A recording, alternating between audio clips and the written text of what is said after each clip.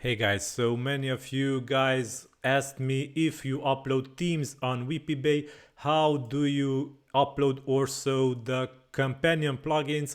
Because the WPBay policy tells you that you are not allowed to add plugins in the zip file package of the theme. So right now, if you upload themes to WPBay, this issue is solved, as you will be able to upload zip files of companion plugins. So all you need to do is set here the installable zip of your theme and also add the companion plugin zip, which will be optional normally, and set here all the plugins in a single zip, which needs to be uploaded together with your theme, and customers will be able to download it without any issue. And you can add your documentation and update your documentation that your companion plugins will be available separately on WPBay with a separate download. So this is here to aid theme sellers also on WPBay to provide a modern and